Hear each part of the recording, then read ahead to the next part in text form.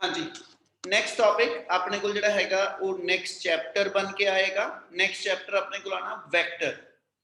जिन्ना भी पुत सारा चैप्टर शुरू कर रहे हैं वो टोटली वैक्टर दा चैप्टर होएगा। वैक्टर्स अपने को कितने डिफरेंट टाइप्स दे ने, ठीक है। जे आप दो डिफरेंट फिजिकल क्वांटिटी नु ऐड सबट्रैक्ट मल्टीप्लाई कुछ भी करना है ना, ते उन्हां दी वैक्टर एडिशन सबट्रैक्शन मल्टीप्लिकेशन सारा कुछ किदा परफॉर्म करते हैं, ठीक है।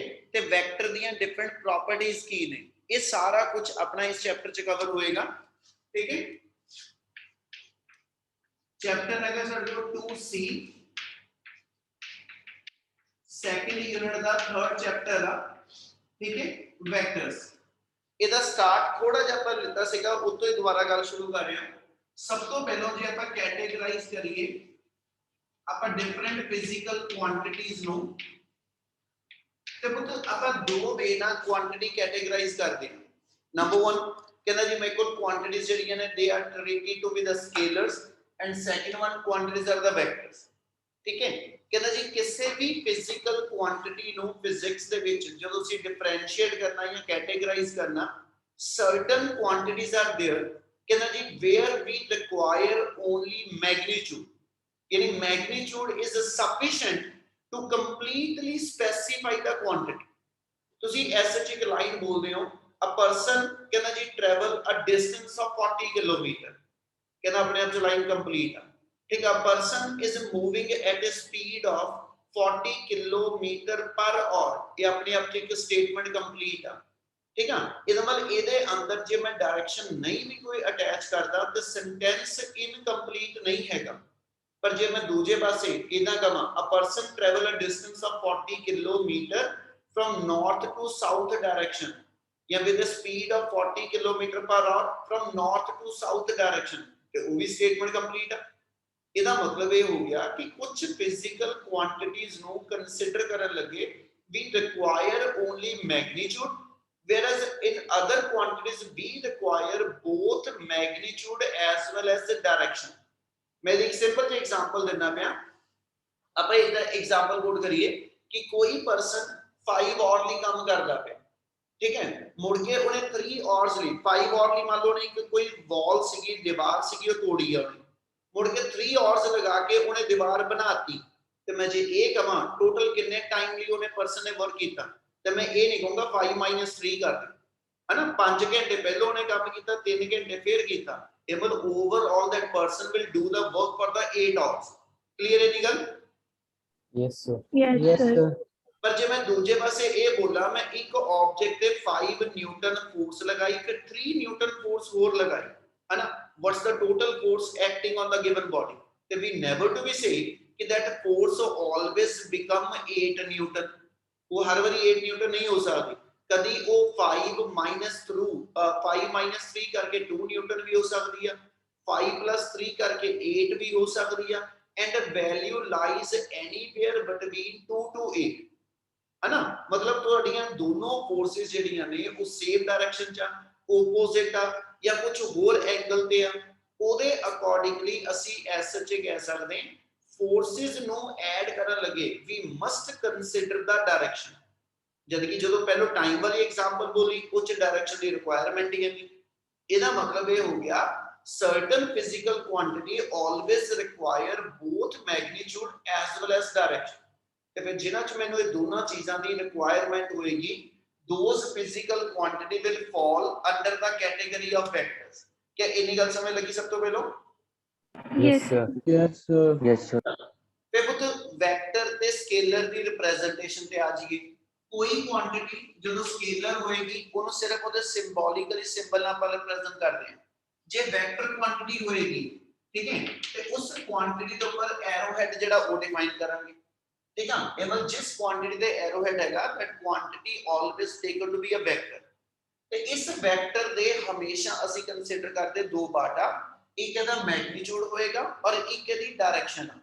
ਅੱਜ ਬੇਸ਼ੱਕ ਨੋਟ ਕੁਛ ਨਾ ਕਰਿਓ, ਸਿਰਫ ਡੈਫੀਨੇਸ਼ਨਾਂ ਪਹਿਲਾਂ ਚੱਲਣੀਆਂ, ਟਰਮ ਚੱਲਣੀਆਂ, ਠੀਕ ਹੈ, ਉਹ ਤੁਹਾਡਾ ਪਹਿਲਾਂ ਸਮਝਣ ਵਾਲੀ ਚੀਜ਼ਾਂ ਹੀ ਆਣੀਆਂ, ਠੀਕ ਆ। ਸੋ ਵੈਕਟਰ ਕੁਆਂਟੀਟੀ ਦੇ ਦੋ ਪਾਰਟ ਆ, ਇੱਕ ਉਹਦਾ ਮੈਗਨੀਟਿਊਡ ਔਰ ਇੱਕ ਉਹਦੀ ਡਾਇਰੈਕਸ਼ਨ, ठीक है जी। एरो हेड ਜਿਹੜਾ गिवन फिजिकल क्वांटिटी ਤੇ ਹੋਏਗਾ it never to be define direction of a vector. ये वेक्टर दी डायरेक्शन वास्ते नहीं हैगा, ये एक सिंबल है कि भी थोड़ी गिवन क्वांटिटी वेक्टर है। जे मैं ये कहना होवे कि फोर्स दी वैल्यू 10 न्यूटन आ साउथ टू नॉर्थ ते ओदी डायरेक्शन इते वखरी दिखावांगा, आ एरो हेड ना डायरेक्शन नहीं दसांगे। इनी गल clear? Yes, Yes, sir. sir. Yes, sir. हुन इस तो अगे चलिए ते पुत्र स्केलर दी गल खत्म, हुन सिर्फ और सिर्फ वेक्टर पढ़ने आ। कहना बच्चे जे वेक्टर्स ਨੂੰ ਲੈ ਕੇ ਚੱਲੀਏ ਤਾਂ ਸਭ ਤੋਂ ਪਹਿਲਾਂ ਅਸੀਂ ਵੈਕਟਰਸ ਨੂੰ ਦੋ ਕੈਟਾਗਰੀ ਚ ਡਿਵਾਈਡ ਕਰ ਦਿੰਦੇ ਹਾਂ। ठीक है, number 1 vectors are to be called as a polar vectors। Board ਦੇ ਉੱਤੇ ਸਿਰਫ ਨਾਮ ਹੀ ਲਿਖੇ ਆਣੇ, ਮੇਨ ਤੁਹਾਨੂੰ ਡੈਫੀਨੇਸ਼ਨਾਂ ਸਮਝਣੀਆਂ ਪੈਣੀਆਂ, ਹੋਰ ਕੁਝ ਨਹੀਂ ਹੈਗਾ। ਠੀਕ ਹੈ, polar vector और सेकंड आ जाएगा ਤੁਹਾਡੇ ਕੋਲ axial vectors। कहना बच्चे पोलर वेक्टर दी कैटेगरी च केड़े वेक्टर आ? We said कहना जी these are those vector which always have some starting point, जिदा कोई ना कोई स्टार्टिंग पॉइंट होएगा, या इदा कह दियो जिन्ने भी लीनियर मोशन नाल रिलेटेड वेक्टर्स ने, लीनियर मोशन नाल related linear momentum, linear displacement, linear velocity, ठीक है जी, एक्सेलरेशन, फोर्स, ये जिन्नियां टर्म्स दे नाम देना पिया ਅਸੀਂ ਕਹਿੰਦੇ ਜੀ ਸਾਰੇ ਦੇ ਸਾਰੇ ਵੈਕਟਰ ਜਿਹੜੇ ਨੇ they are to be called as a polar vector। ਯਾਨੀ ਇਹਦੀ ਐਗਜ਼ਾਮਪਲ ਲਿਖਾਂ ਤੇ polar vector ਦੇ ਅੰਦਰ ਮੇਰੇ ਕੋਲ ਜਿਹੜਾ ਵਾ ਫੋਰਸ ਆ ਜਾ, ਮੋਮੈਂਟਮ ਲਿਖ ਦਿਓ, वेलोसिटी लिख लियो, ठीक है, एक्सेलरेशन डिफाइन कर दियो, या इस टाइप के और जिन्ने भी वेक्टर जेडे ऑब्जेक्ट दी लीनियर मोशन को स्पेसिफाई कर दे, all those vectors they are to be called as a polar vector। On the other side axial vector कहना जी those vector which always have some कहना जी axis of rotation, those vector which always to be defined in accordance with the axis of a vector। कहना भी वो केड़े होए ते ਆਪਾਂ ਬਤ S ਕੁਝ ਵਰਡ ਬੋਲੇ ਸੀ ਅੱਗੇ ਵੀ, कहना जी जे मैं एस सच इथे वेलोसिटी दी थां ते मैं लीनियर वेलोसिटी बोलिया, जे मैं लीनियर वेलोसिटी दी थां पे एंगुलर वेलोसिटी कंसीडर कर, लीनियर एक्सेलरेशन की थां पे एंगुलर एक्सेलरेशन लवा, एंगुलर मोमेंटम डिफाइन करा, ठीक है, फोर्स की थां पे मेरे को टॉर्क आ जाए एक्सेट्रा। जेडे वर्ड लिखे जिन्होंने एंगल लिख दिता, angular velocity, angular momentum, angular acceleration, angular displacement, है ना, ये बच्चे सारे दे सारे वेक्टर जदों से स्पेसिफाई कर देना ये बॉडी दी रोटेशनल मोशन नाल रिलेटेड वेक्टर्स। ਅਸੀਂ ਕਹਿੰਦੇ ਕਿ ਕੋਈ ਇੱਕ ਆਬਜੈਕਟ ਸਰਕੂਲਰ ਪਾਥ ਤੇ ਮੂਵ ਕਰਦਾ ਪਿਆ ਤੇ ਆ ਉਹਦੇ ਸੈਂਟਰ ਚ ਉਹਦਾ ਐਕਸਿਸ ਆਫ ਰੋਟੇਸ਼ਨ ਪਾਸ ਕਰਦਾ ਪਿਆ, ਤੇ ਜੇ ਇਸ ਐਕਸਿਸ ਦੇ ਅਬਾਊਟ, जे इस एक्सिस दे अबाउट बॉडी दा मैं एंगुलर वेलोसिटी डिफाइन करा, ते इस टाइप दा जेड़ा वेक्टर होएगा, है ना, एंगुलर वेलोसिटी पार्टिकल मान लो सर्कल दे उत्ते एक पॉइंट ए तो बी पॉइंट ते शिफ्ट कर गया, इने एंगल कवर थीटा कीता। हुन जे रोटेशन इस वेले इदी एंटी क्लॉकवाइज हैगी आ, है ना, ते जे इसे दी रोटेशन क्लॉकवाइज कर दवां, ठीक है जी, ते ਇਹਦਾ मतलब है axis of rotation they about ਜਿਹੜੇ ਵੈਕਟਰ ਦੱਸਦਾ ਪਿਆ ਇਹਨਾਂ ਦੀ ਡਾਇਰੈਕਸ਼ਨ ਬਦਲ ਜਾਣੀ ਹੈ। ਜੇ ਇਸ ਵੇਲੇ ਐਂਗੂਲਰ ਵੈਲੋਸਿਟੀ ਅਸੀਂ ਐਂਟੀ ਕਲੌਕਵਾਈਜ਼ ਦਿਖਾਈ ਆ, ਜੇ ਇੱਥੇ ਬਾਡੀ ਦੀ ਰੋਟੇਸ਼ਨ ਕਲੌਕਵਾਈਜ਼ ਦਿਖਾ ਦਈਏ ਤੇ ਐਂਗੂਲਰ ਵੈਲੋਸਿਟੀ ਵੀ ਕਲੌਕਵਾਈਜ਼ ਆ ਜਾਏਗੀ। ਇਹਦਾ मतलब ਹੈ ਐਂਗੂਲਰ ਵੈਲੋਸਿਟੀ ਦੀ ਕਦੀ ਵੈਲਿਊ ਨਹੀਂ ਚਾਹੀਦੀ, ਐਂਗੂਲਰ ਵੈਲੋਸਿਟੀ ਦੀ ਮੈਨੂੰ ਡਾਇਰੈਕਸ਼ਨ ਵੀ ਚਾਹੀਦੀ ਆ।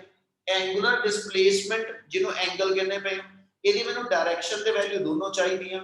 ਇਹਦੀ ਬਾਡੀ ਦੇ ਉੱਤੇ ਅਸੀਂ ਫੋਰਸ ਲਗਾ ਕੇ ਬਾਡੀ 'ਚ ਰੋਟੇਸ਼ਨ ਲੈ ਕੇ ਆ, ਕੋਈ ਇੱਕ ਮੇਰੇ ਕੋਲ ਬਾਡੀ ਹੈਗੀ ਜਿੱਦਾਂ ਆਪਾਂ ਬੱਚਿਆਂ ਦਾ ਸੀਸਾ ਕਹਿ ਦਈਏ, ਠੀਕ ਹੈ, ਬੀਮ ਬੈਲੈਂਸ ਲੈ ਲਾਂ, ਇਸ ਬੀਮ ਬੈਲੈਂਸ ਤੇ ਮੈਂ ਦੋ ਫੋਰਸਿਸ ਲਗਾਤੀਆਂ, ਇਸ ਬੀਮ ਬੈਲੈਂਸ ਤੇ ਦੋ ਫੋਰਸਿਸ ਲਗਾਤੀਆਂ ਤੇ ਮੰਨ ਲਓ ਇਸ ਬੈਲੈਂਸ ਪੁਆਇੰਟ ਦੇ ਉੱਤੇ ਇਹ ਸਾਰੀ ਚੀਜ਼ ਸਟੈਂਡ ਕਰਦੀ ਪਈ, ਤੇ ਹੋਏਗਾ ਕਿ ਇਹਨੇ ਜੇ ਐਸਐਚ ਇਸ ਬਾਡੀ ਨੂੰ ਇਸ ਵੇ ਨਾਲ ਰੋਟੇਟ ਕਰ ਦਿੱਤਾ, ਤੇ ਜਦੋਂ ਮੇਰੀ ਬਾਡੀ ਰੋਟੇਟ ਕਰ ਜਾਏਗੀ ਅਸੀਂ ਕਹਿੰਦੇ ਬਾਡੀ ਆਪਣੇ ਇਸ ਐਕਸਿਸ ਆਫ ਰੋਟੇਸ਼ਨ ਦੇ ਅਬਾਊਟ ਜਿਹੜੀ ਆ ਉਹ ਰੋਟੇਟ ਕੀਤੀ, ਤੇ ਜੇ ਬਾਡੀ ਇਸ ਵੇਲੇ ਐਕਸਿਸ ਆਫ ਰੋਟੇਸ਼ਨ ਦੇ ਅਬਾਊਟ ਰੋਟੇਟ ਕਰੇਗੀ ਤੇ ਅਸੀਂ ਵਰਡ ਬਾਡੀ ਤੇ ਇਹ ਨਹੀਂ ਕਹਿੰਦੇ ਫੋਰਸ ਅਪਲਾਈ ਕੀਤੀ, ਅਸੀਂ ਕਹਿੰਦੇ ਸੀ ਬਾਡੀ ਤੇ ਟਾਰਕ ਅਪਲਾਈ ਕੀਤਾ। यानी जो बॉडी ते फोर्स लगा के रोटेशन आती होगी तो ਅਸੀਂ ਕਹਿੰਦੇ बॉडी ਦੇ ਉੱਤੇ टर्निंग इफेक्ट आया ड्यू टू टॉर्क। ਇਹਦਾ ਮਤਲਬ ਹੈ ਟਾਰਕ ਹੋਇਆ, ਐਂਗੂਲਰ ਐਕਸਲਰੇਸ਼ਨ ਹੋਇਆ, ਐਂਗੂਲਰ ਵੈਲੋਸਿਟੀ ਹੋਈ, ਇਹਨਾਂ ਸਾਰੀ ਕੁਆਂਟੀਟੀ ਨੂੰ ਡਿਫਾਈਨ ਕਰਨ ਲੱਗੇ ਮੈਨੂੰ ਕੋਈ ਨਾ ਕੋਈ ਬॉडी ਦੇ ਅੰਦਰ ਉਹਦਾ ਐਕਸਿਸ ਆਫ ਰੋਟੇਸ਼ਨ ਚਾਹੀਦਾ। ਤੇ ਫਿਰ ਜਿੰਨੇ ਵੀ ਇਦਾਂ ਦੇ ਵੈਕਟਰਸ ਨੇ ਜਿਨ੍ਹਾਂ ਨੂੰ ਸਪੈਸੀਫਾਈ ਕਰਨ ਵਾਸਤੇ ਮੈਨੂੰ ਐਸ ਸੱਚ ਕਹਿੰਦਾ ਜੀ ਐਕਸਿਸ ਆਫ ਰੋਟੇਸ਼ਨ ਦੀ ਰਿਕੁਆਇਰਮੈਂਟ ਹੋਏਗੀ, those vector will fall under the heading of axial vector. क्या आ दो चीज़ां समझ आईयां सब तो पहले? Yes, sir. Yes, sir. इन्हें च किसी का कुछ पूछने वाला है तो एक बार पहले बोलो बेटा। No, sir. करा continue. Yes, sir. Yes, sir. चलो नेक्स्ट ਇਹਦੇ ਅੰਦਰ ਹੀ ਕੰਟੀਨਿਊ ਕਰਾਂਗੇ ਜੀ। ਹੁਣ ਆਪਣੇ ਕੋਲ ਬਹੁਤ ਸਾਰੀਆਂ ਡੈਫੀਨੇਸ਼ਨਸ ਰਹਿਣੀਆਂ ਵੈਕਟਰ ਨਾਲ ਰਿਲੇਟਡ। ਉਹਨਾਂ ਚੋਂ ਫਰਸਟ ਡੈਫੀਨੇਸ਼ਨ ਸਭ ਤੋਂ ਇੰਪੋਰਟੈਂਟ ਰਹੇਗੀ मॉडुलस ऑफ ए वेक्टर और second term unit vector.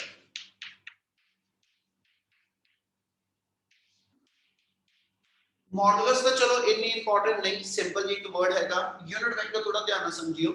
Modulus of vector किनु कहने? Magnitude of A vector. किसी वेक्टर दा तुसी मैग्नीट्यूड डिफाइन करना। मैं एक एग्जांपल दे रहा, लेट मी से a force of 10 Newton acting on a body along the x axis। ठीक है, किसी ऑब्जेक्ट ते ਅਸੀਂ ਮੰਨਿਆ 10 ਨਿਊਟਨ ਫੋਰਸ ਲਾਈ ਕਰਦੀ ਪਈ ਆ along the x axis ਉਹ ਫੋਰਸ ਲਾਈ ਕਰਦੀ ਆ। ਤੇ ਬੱਚੇ ਜੇ ਇਸ ਮੂਮੈਂਟ ਤੇ ਮੈਨੂੰ ਕਿਹਾ ਜਾਵੇ ਕਿ ਫੋਰਸ ਦਾ ਮੈਗਨੀਟਿਊਡ ਕਿੰਨਾ, ਤਾਂ ਅਸੀਂ ਕਹਿੰਦੇ ਜੀ ਉਹਦਾ ਮੈਗਨੀਟਿਊਡ 10 ਨਿਊਟਨ। ਠੀਕ ਹੈ, ਤੇ ਜਿਹੜਾ 10 ਨਿਊਟਨ ਉਹਦਾ ਮੈਗਨੀਟਿਊਡ ਆ ਹਨਾ, ਇਹ ਐਸ ਐਚ ਇਸ ਗਿਵਨ ਵੈਕਟਰ ਨੂੰ ਮੋਡੂਲਸ ਦੀ ਫਾਰਮ ਚ ਡਿਫਾਈਨ ਕਰੇਗਾ। मॉडुलस का मतलब अपने आप च लवा ते मैग्नीट्यूड को डिफाइन करना होता। यानी जे मैं इथे f वेक्टर दा मॉडुलस लिखना, f वेक्टर दा मैं मॉडुलस लिखना ते एदी वैल्यू 10 वा। हुन हो सकदा ए वैल्यू जेडी है मेरे कोल अलोंग प्लस x एक्सिस होवे, हो सकदा अलोंग माइनस x एक्सिस होवे। मतलब इथे अलोंग x एक्सिस ठीक है या माइनस x एक्सिस वो डायरेक्शन दसेगा। ਤੇ ਆ ਜਿਹੜਾ ਨੰਬਰ ਆਪਾਂ ਡਿਫਾਈਨ ਕਰਦੇ ਪਏ ਇਹ ਉਸ ਫੋਰਸ ਦਾ ਮੈਗਨੀਟਿਊਡ ਡਿਫਾਈਨ ਕਰੇਗਾ। ਕੀ ਆ ਗੱਲ ਸਮਝ ਲੱਗੀ? Yes, sir. Yes, sir. ਠੀਕ ਹੈ, ਸੋ ਸੈਕੰਡ ਟਰਮ ਯਾਨੀ ਜਦੋਂ ਵੀ ਮੋਡੂਲਸ ਨੂੰ ਡਿਫਾਈਨ ਕਰਨਾ ਤੇ ਆਪਾਂ ਗਿਵਨ ਵੈਕਟਰ ਕੁਆਂਟੀਟੀ ਦੇ ਅਰਾਊਂਡ ਮੋਡੂਲਸ ਸਾਈਨ ਪਾ ਦਾਂਗੇ ਤੇ ਉਹ ਮੈਨੂੰ ਗਿਵਨ ਵੈਕਟਰ ਦਾ ਮੈਗਨੀਟਿਊਡ ਸਪੈਸੀਫਾਈ ਕਰ ਦਿੰਦਾ। ਇਨੀ ਗੱਲ ਕਲੀਅਰ ਤਾਂ ਕਰਾਂ continue? Yes, sir. Yes, sir. जी सर। चलो second term unit vector, important है टर्म, बहुत हां पे यूज करेगी। यूनिट वेक्टर किनु कहिए? कहना जी a vector whose magnitude is always unity, a vector whose magnitude is always taken to be 1, उस वेक्टर नु ਅਸੀਂ as such यूनिट वेक्टर कहने। कहना भी अपने कोल as such कोई एग्जांपल दईए। वो कहना बच्चे आही चीज नु लेके जे मैं कहां ऑब्जेक्ट ते 10 Newton force along x axis लाई कर दी है, जे मैं इस फोर्स नु है ना, जे मैं इस फोर्स नु जिहदी वैल्यू ਅਸੀਂ लेके 10 Newton along the x axis, जे मैं इस नु 10 ਦੇ ਨਾਲ ਡਿਵਾਈਡ ਕਰ ਦਵਾਂ, ਜੇ ਮੈਂ ਇਸ ਫੋਰਸ ਨੂੰ ਜਿੰਨਾ ਇਸ ਫੋਰਸ ਦਾ ਮੈਗਨੀਟਿਊਡ ਆ ਉਹਨੇ ਨਾਲ ਹੀ ਡਿਵਾਈਡ ਕਰ ਲਵਾਂ ਤੇ ਇਹਦਾ ਮਤਲਬ ਆ ਮੇਰੇ ਕੋਲ ਜੋ ਰਿਜ਼ਲਟੈਂਟ ਵੈਲਿਊ ਆਏਗੀ ਉਹ 1 ਨਿਊਟਨ along x axis ਆ ਜੂ। क्या ਇਹ ਗੱਲ ਕਲੀਅਰ ਆ? Yes, sir. Yes, sir. ਹੁਣ ਇੱਥੇ ਜੇ ਮੈਂ ਦੇਖਾਂ ਤਾਂ ਮੈਨੂੰ ਬੋਲੂਗਾ ਕਿੱਦਾਂ? ਮੈਂ ਕਹੂੰਗਾ ਜੀ ਉੱਪਰ ਜੋ ਮੈਂ ਲਿਖਿਆ ਨਾ ਇਹ ਚ ਦੋ ਚੀਜ਼ਾਂ ਵਾ, 10 ਉਹਦਾ ਮੈਗਨੀਟਿਊਡ ਆ along x axis ਉਹਦੀ ਡਾਇਰੈਕਸ਼ਨ ਆ। ਇਹਦਾ ਮਤਲਬ ਆ ਉੱਪਰ ਵਾਲੀ ਕੁਆਂਟੀਟੀ ਪੂਰਾ ਸੈਂਟੈਂਸ ਜਿਹੜਾ ਵਾ ਇਹ ਮੇਰੇ ਗਿਵਨ ਵੈਕਟਰ ਦੀ ਵੈਲਿਊ ਆ, ਨੀਚੇ ਮੈਂ ਵੈਕਟਰ ਦੀ ਵੈਲਿਊ ਨੂੰ ਠੀਕ ਹੈ ਐਸ ਐਚ ਉਹਦੇ ਮੈਗਨੀਟਿਊਡ ਨਾਲ ਡਿਵਾਈਡ ਕਰ ਲਿਆ। ਇਸ ਮਤਲਬ ਜੇ ਮੈਂ f ਵੈਕਟਰ ਨੂੰ f ਨਾਲ ਡਿਵਾਈਡ ਕਰਦਾ, ਜੇ ਮੈਂ f ਵੈਕਟਰ ਨੂੰ f ਨਾਲ ਡਿਵਾਈਡ ਕਰਾਂ f ਵੈਕਟਰ ਦਾ ਮੈਗਨੀਟਿਊਡ ਦੱਸਦਾ। ਠੀਕ ਹੈ, ਜੇ ਮੈਂ ਵੈਕਟਰ ਨੂੰ ਉਹਦੇ ਮੈਗਨੀਟਿਊਡ ਨਾਲ ਡਿਵਾਈਡ ਕਰਦਾ ਤਾਂ ਰਿਜ਼ਲਟ ਹਮੇਸ਼ਾ ਮੇਰੇ ਕੋਲ 1 ਮੈਗਨੀਟਿਊਡ ਵਾਲਾ ਬਚੇਗਾ। ਯਾਨੀ ਜਿਹੜਾ ਰਿਜ਼ਲਟ ਬਚੇਗਾ ਉਹਦਾ ਮੈਗਨੀਟਿਊਡ ਹਮੇਸ਼ਾ ਮੇਰੇ ਕੋਲ 1 ਹੋਵੇਗਾ। ਤੇ ਜੇ ਉਹਦੀ ਵੈਲਿਊ 1 ਬਚੀ ਪਰ ਸਟਿਲ ਕਿਉਂਕਿ ਡਾਇਰੈਕਸ਼ਨ ਡਿਵਾਈਡ ਨਹੀਂ ਹੋਈ इस करके इस 1 न्यूटन दे नाल भी डायरेक्शन लगी रहूगी। yes sir, Yes, sir. ਤੇ ਜੇ ਮੈਂ ਹੁਣ ਇਸ ਪੂਰੀ ਟਰਮ ਨੂੰ ਪੜਾਂ ਆ 1 ਨਿਊਟਨ ਅਲੋਂਗ x ਐਕਸਿਸ ਇਹ ਚ ਕੀ ਆਇਆ so magnitude और direction आ गई, ਮੈਗਨੀਟਿਊਡ ਔਰ ਡਾਇਰੈਕਸ਼ਨ ਆ ਗਈ ਨਾ। ਤੇ ਜਿਹੜੀ ਕੁਆਂਟੀਟੀ ਦੇ ਅੰਦਰ ਮੈਗਨੀਟਿਊਡ ਤੇ ਡਾਇਰੈਕਸ਼ਨ ਦੋਨੋਂ ਆਉਂਦੇ ਹੋਣ ਉਹ ਸਕੇਲਰ ਹੁੰਦੀ ਕਿ ਵੈਕਟਰ ਹੁੰਦੀ? sir vector, Vector.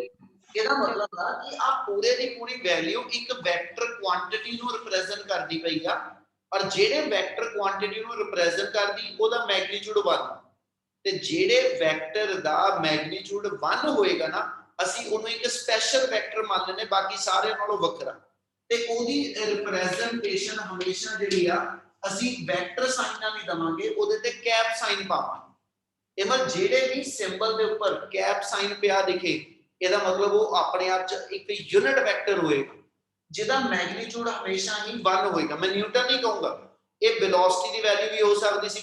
ਇਹਦੇ ਵੈਲੋਸਿਟੀ ਵੈਕਟਰ ਦੀ value 10 meter per second along x axis ਹੋ ਸਕਦੀ ਸੀ ਤੇ ਮੈਂ 10 ਮੀਟਰ ਪਰ ਸੈਕਿੰਡ ਨੂੰ 10 ਨਾਲ ਡਿਵਾਈਡ ਕਰ ਲਿਆ ਇਹ ਮਤਲਬ ਫਿਰ ਮੇਰਾ ਵੈਲੋਸਿਟੀ ਦਾ ਯੂਨਿਟ ਵੈਕਟਰ ਆ ਜਾਊਗਾ। ਇਹਦਾ ਮਤਲਬ ਇਹ ਹੋਇਆ ਬੇਟੇ ਕਿ ਯੂਨਿਟ ਵੈਕਟਰ ਕੀ ਚੀਜ਼ ਦਾ ਨਾਮ ਆ? ਕਹਿੰਦਾ ਜੀ a vector whose magnitude is always taken to be 1 and its direction is always the same as that of parent vector। parent vector ਕੌਣ ਹੋਇਆ? ਆ ਜਿਹੜਾ f ਕੈਪ ਵੈਕਟਰ ਆ ਹਨਾ ਇਹਨੂੰ ਬਣਾਉਣ ਵਾਲਾ f ਵੈਕਟਰ ਆ ਯਾਨੀ f ਵੈਕਟਰ ਤੋਂ f ਕੈਪ ਬਣੇਗਾ ਤੇ f ਵੈਕਟਰ ਜਿਹੜਾ ਵਾ ਉਹ f ਕੈਪ ਦਾ ਪੇਰੈਂਟ ਆ। ਇੰਨੀ ਗੱਲ ਸਮਝ ਲੱਗੀ? yes sir, ਤੇ ਜੇ f ਵੈਕਟਰ ਦੀ ਡਾਇਰੈਕਸ਼ਨ ਅਲੋਂਗ x ਐਕਸਿਸ ਸੀਗੀ ਤੇ ਜਿਹੜਾ f ਕੈਪ ਆਇਆ ਇਹਦੀ ਡਾਇਰੈਕਸ਼ਨ ਵੀ ਕਿੱਧਰ ਨੂੰ ਆ? Along Exactly. it. Along x Axis ਆ। ਇਹਦਾ ਮਤਲਬ ਇਹ ਹੋ ਗਿਆ ਕਿ when we divide a vector by its magnitude ਤੇ ਤੁਸੀਂ ਵੈਕਟਰ ਨੂੰ ਵੈਕਟਰ ਦੇ ਮੈਗਨੀਟਿਊਡ ਨਾਲ ਡਿਵਾਈਡ ਕਰਕੇ ਰਿਜ਼ਲਟੈਂਟ ਮੈਗਨੀਟਿਊਡ 1 ਕੱਢ ਲਓਗੇ ਪਰ ਆ ਡਿਵੀਜ਼ਨ ਦੇ ਨਾਲ ਉਹਦੀ ਡਾਇਰੈਕਸ਼ਨ ਨੂੰ ਕੋਈ ਫਰਕ ਨਹੀਂ ਪੈਣਾ। ਇਸ ਲਈ ਜਿਹੜਾ ਨਵਾਂ ਬਣਿਆ ਯੂਨਿਟ ਵੈਕਟਰ ਹੋਏਗਾ ਤੇ ਜਿਹੜਾ ओरिजिनल मेरा वेक्टर होएगा both are in the same direction। क्या इतनी गल समझ लगी जी? yes sir, Yes, sir. Yes, sir. कोई नया नहीं हो यूनिट वेक्टर समझ आया की हुंदा? yes sir, Yes, sir. हाँ जी गुरलीन क्लियर आ? हाँ जी सर। किसे नु इस टर्म नु समझन च डाउट हैगा? सर सारे वेक्टर्स ही यूनिट वेक्टर्स होते हैं, कुछ एक्सेप्शन भी है? नहीं सारे वेक्टर यूनिट वेक्टर क्यों होंगे? सर अगर उनके मैग्नीट्यूड से जैसे अगर डिवाइड करेंगे तो हर बार 1 नहीं आएगा? ये कहो ना सारे यूनिट वेक्टर नहीं ना होए। when the vector is divided by its magnitude then the resultant vector form we can say it should be a कहना जी यूनिट वेक्टर। ठीक है ना? वेक्टर नु उसदे मैग्नीट्यूड ਨਾਲ डिवाइड कर लो बेटे ਉਹ ਜਿਹੜਾ ਵੈਕਟਰ ਬਣ ਗਿਆ ਉਹ ਯੂਨਿਟ ਵੈਕਟਰ ਆ। ਸਾਰੇ ਵੈਕਟਰ ਤਾਂ ਨਹੀਂ ਨਾ ਯੂਨਿਟ ਵੈਕਟਰ ਹੋਣਗੇ। यस सर आगे समझ। ਠੀਕ ਹੈ ਹੁਣ ਇਸ ਤੋਂ ਬਾਅਦ ਆਪਾਂ ਗੱਲ ਕੰਟੀਨਿਊ ਕਰੀਏ। ਆ ਪੂਰਾ ਸੈਂਟੈਂਸ ਜਿਹੜਾ ਲਿਖਿਆ ਨਾ ਇਹਨੂੰ ਆਪਾਂ ਜਦੋਂ ਸ਼ਾਰਟ ਚ ਲਿਖਣਾ ਇਹਦਾ f ਵੈਕਟਰ ਆ ਗਿਆ ਮੈਂ f ਕੈਪ ਨੂੰ ਇਹਦਾ ਲਿਖ ਸਕਦਾ ਸੀ 1 i ਕੈਪ। ਠੀਕ ਹੈ f ਵੈਕਟਰ ਨੂੰ f ਕੈਪ ਨੂੰ 1 i ਕੈਪ ਮਤਲਬ i ਕੈਪ ਕੀ ਹੋਇਆ ਕਹਿੰਦਾ ਉਹ ਤਿੰਨ ਯੂਨਿਟ ਵੈਕਟਰ ਆਪਾਂ ਡਿਫਾਈਨ ਕਰਨ ਲੱਗੇ तीन एक्सिस लेके एक मेरा x एक्सिस एक मेरा y एक्सिस ते एक z। x एक्सिस दी रिप्रेजेंटेशन हमेशा i कैप ना y एक्सिस दी रिप्रेजेंटेशन हमेशा j कैप ना ते z एक्सिस दी रिप्रेजेंटेशन हमेशा k कैप ना है।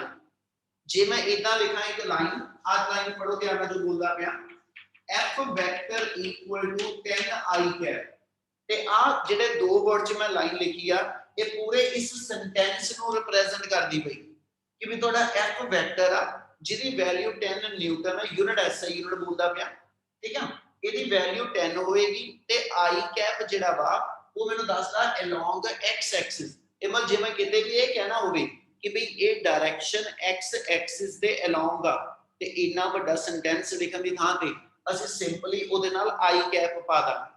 i कैप ऑटोमेटिकली अपने आप च x एक्सिस को रिप्रेजेंट करेगा ते जे ਆਪਾਂ ਆ ਲਿਖ ਦਈਏ +5j कैप +3k कैप ਇਹਦਾ ਲਿਖ ਦਵਾਂ ਤੇ ਹੁਣ ਇਹਦਾ ਮਤਲਬ ਆ ਇਹ ਫੋਰਸ ਨਾ ਤਾਂ ਇਕੱਲੇ x ਐਕਸਿਸ ਤੇ ਆ, ਨਾ ਇਕੱਲੇ y ਤੇ ਆ, ਨਾ ਇਕੱਲੇ z ਤੇ ਆ। ਇਹ ਬਾਡੀ ਤੇ ਫੋਰਸ ਜਿਹੜੀ ਆ ਇਹ 3 ਡਾਈਮੈਂਸ਼ਨ ਲੱਗੀ। ਆ ਮੇਰੇ ਹੱਥ ਤੇ ਪੈਨ ਫੜਿਆ ਹੋਇਆ, ਇਹਨੂੰ ਮੈਂ ਇਸ ਵੇਲੇ ਸਪੇਸ ਚ ਕਰਦਾ ਪਿਆ, ਠੀਕ ਹੈ, ਇਹਦੀ ਡਾਇਰੈਕਸ਼ਨ ਸਪੇਸ ਚ ਦਿੰਦਾ ਪਿਆ। ਇਸ ਮੂਵਮੈਂਟ ਤੇ ਜੇ ਮੈਂ ਕਹਾਂ ਇਹ ਇੱਕ ਫੋਰਸ ਵੈਕਟਰ ਆ ਜਿਹਦੀ ਵੈਲਿਊ 10 ਨਿਊਟਨ x ਐਕਸਿਸ ਦੇ ਅਲੋਂਗ ਆ, ਜਿਹਦੀ ਵੈਲਿਊ 5 ਨਿਊਟਨ y ਐਕਸਿਸ ਦੇ ਅਲੋਂਗ ਆ, ਜਿਹਦੀ ਵੈਲਿਊ 10 ਨਿਊਟਨ ਮੇਰੇ ਕੋਲ 3 ਨਿਊਟਨ z ਐਕਸਿਸ ਦੇ ਅਲੋਂਗ ਆ। यानी इस फोर्स वेक्टर दियां ऐसे तीन डायरेक्शन आ, एक कंपोनेंट x ते होएगा, एक कंपोनेंट y ते होएगा, एक कंपोनेंट z ते होएगा। क्या गल समझ आई? Yes sir. ਇਹਦਾ ਮਤਲਬ ਜਦੋਂ ਵੀ ਤੁਸੀਂ ਕਿਸੇ ਵੈਕਟਰ ਨੂੰ ਰਿਪਰੈਜ਼ੈਂਟ ਕਰਦੇ ਹੋ, ਜਦੋਂ ਵੀ ਆਪਾਂ ਕਿਸੇ ਵੈਕਟਰ ਦੀ ਰਿਪਰੈਜ਼ੈਂਟੇਸ਼ਨ ਦਵਾਂਗੇ, ਹਮੇਸ਼ਾ ਉਹਦੇ ਵਿੱਚ ਤਿੰਨ ਯੂਨਿਟ ਵੈਕਟਰ ਜਿਹੜੇ ਨੇ ਉਹ ਸਾਡੇ ਸਪੈਸੀਫਾਈਡ ਆ। मैं इतने r कैप लिख दवा, m कैप लिख लवा, n कैप लिख लवा, जेड़ा मर्जी सिंबल i j k नु छाड़ ते मेनू क्वेश्चन च दस्सिया होएगा कि m कैप r कैप ये केदी डायरेक्शन च, पर जे i कैप j कैप ते k कैप किते लगाया वा ये उन्हें किते नहीं दसना कि भी ये केदी डायरेक्शन। ये स्टैंडर्ड तीन यूनिट वेक्टर ने, ठीक है। x एक्सिस दी रिप्रेजेंटेशन हमेशा i कैप ना, y एक्सिस दी j ना ते z एक्सिस दी k कैप ना। क्या आ गल क्लियर हुई जी? Yes sir. चल ਇਹਦੇ ਵਿੱਚ ਹੀ ਇੱਕ ਡੈਫੀਨੇਸ਼ਨ ਹੋਰ ਐਡ ਕਰ ਰਹੇ ਹਾਂ। ਕਈ ਵਾਰੀ ਇੱਕ ਡੈਫੀਨੇਸ਼ਨ ਪੁੱਛਦੇ ਆ, what are orthogonal vector? ਕਿਹਨਾਂ ਵੀ orthogonal vector ਕਿਹੜੇ ਹੁੰਦੇ? ਤੀਜਾ ਨਾਮ ਲਿਖਦਾ ਪਿਆ orthogonal vector। ਦੇਖੋ ਤਾਂ orthogonal vectors ਕਹਿੰਦੇ ਅਸੀਂ those vectors which are mutual perpendicular to each other। ਜਿਹੜੇ ਵੈਕਟਰ ਇੱਕ ਦੂਜੇ ਦੇ ਮਿਊਚੁਅਲ ਪਰਪੈਂਡੀਕੂਲਰ ਆ। ਮੈਂ ਆਪਣੇ ਹੱਥ ਨਾਲ ਕਰਾਂ ਤੇ ਆ ਮੈਂ ਆਪਣੇ x ਐਕਸਿਸ, y ਐਕਸਿਸ ਤੇ z ਐਕਸਿਸ ਤੇ ਐਕਸਿਸ ਬਣਾ ਲਾਂ, ਹਨਾ। ਇਹ ਤਿੰਨ ਵੈਕਟਰ ਜਿਹੜੇ ਹੋਣਗੇ, ਇੱਕ ਇਧਰ ਵੈਕਟਰ ਆ ਗਿਆ, ਇੱਕ ਇਸ ਸਾਈਡ ਨੂੰ ਆ ਗਿਆ, ਇੱਕ ਇਸ ਸਾਈਡ ਨੂੰ ਆ ਗਿਆ। ਇਹ ਤਿੰਨੇ ਦੇ ਤਿੰਨੇ ਵੈਕਟਰ ਮੇਰੇ ਆਪਸ ਇੱਕ ਦੂਜੇ ਦੇ ਮਿਊਚੁਅਲ ਪਰਪੈਂਡੀਕੂਲਰ, ਤੇ ਜਿਹੜੇ ਮਿਊਚੁਅਲ ਪਰਪੈਂਡੀਕੂਲਰ ਵੈਕਟਰਸ ਨੇ they are to be called as a orthogonal vector. ਤੇ ਇਹਦੀ ਸਭ ਤੋਂ ਸਿੰਪਲ ਐਗਜ਼ਾਮਪਲ ਹੈਗੀ I cap, J cap and K cap. ये तीनों तो तीनों एक दूसरे ਦੇ ਕੀ ਨੇ ਜੀ? परपेंडिकुलर। परपेंडिकुलर। ਤੇ ਫਿਰ ਇਹਨਾਂ ਤਿੰਨਾਂ ਨੂੰ ਅਸੀਂ ਆਰਥੋਗੋਨਲ ਵੈਕਟਰ ਕੰਸੀਡਰ ਕਰ ਸਕਦੇ सर ਹਾਂ ਬੱਚੇ। फिर इसके स्पेलिंग बोलना। O R T H बेटा, ऑर्थो। और पीछे क्या है sir? Gonal, G O N A L। Okay sir. मेरी राइटिंग माड़ी है बच्चे। चलो ऑर्थोगोनल वेक्टर्स कहना जी जेडे वेक्टर एज सच एक दूजे दे म्यूचुअल परपेंडिकुलर्स ने, they are called as the orthogonal and one of the example for orthogonal vectors are कहना जी I cap, J cap and K cap। ठीक है ना, क्योंकि ये तीन वेक्टर तीन एक्सिस को रिप्रेजेंट करते और तीने एक्सिस एक दूजे दे म्यूचुअल परपेंडिकुलर होते। क्या डेफिनेशन क्लियर है? Yes yes sir. देखो इतने हेडिंग ही आने अज, ठीक है जी। इन्हां डेफिनेशंस नु नहीं लिखावांगा क्योंकि डेफिनेशन लिख के देने का कोई फायदा नहीं है बेटा। नेक्स्ट अपने को आ जाएगा, ਆਪਾਂ डिफाइन कर दे हुन सौखियां डेफिनेशनां थोड़ियां जल्दी करांगे। इक्वल वेक्टर्स कहंदे ਤੁਹਾਡੇ ਕੋਲ कोई दो वेक्टर ਦਿੱਤੇ ਆ, ठीक है। मान लो मैंने कहा जी एक वेक्टर A ਤੇ ਇੱਕ वेक्टर B, ਉਹ ਕਹਿੰਦਾ ਵੀ ਇਹ ਆਪਸ इक्वल वेक्टर ਆ। ਕੀ मतलब होएगा ਇਹਦਾ? सर इनकी सर सेम मैग्नीट्यूड डायरेक्शन में सेम मैग्नीट्यूड। डायरेक्शन मैग्नीट्यूड भी सेम होवे ते डायरेक्शन भी सेम हो, ठीक है ना। जे मैं f वेक्टर मन्ना मेरा 10 न्यूटन आ ते मैं कहां जी कि x वेक्टर वो भी 10 न्यूटन आ और दोनों x एक्सिस दे अलोंग आ ते मैं कहूंगा f वेक्टर ते x वेक्टर इक्वल वेक्टर। वो कहना भी two vectors are to be equal if they are equal in magnitude and also lies in same direction। Magnitude भी इक्वल होवे ते डायरेक्शन भी सेम होवे, फिर उन्हां वेक्टर्स ਨੂੰ ਅਸੀਂ ਇਕੁਅਲ ਵੈਕਟਰ ਡਿਫਾਈਨ ਕਰਦੇ ਹਾਂ। क्लियर है बच्चे? Yes sir. फिफ्थ टर्म आ जाएगी नेगेटिव वेक्टर। नेगेटिव वेक्टर कहना पुत्र जे एज सच आप इतना लिख दिए a vector equal to b with negative, ਇਹਦਾ मतलब ਕੱਢੀਏ ਤਾਂ ਕੀ ਹੋ ਗਿਆ? दोनों वेक्टर मैग्नीट्यूड वाइज इक्वल है but they lies in opposite direction.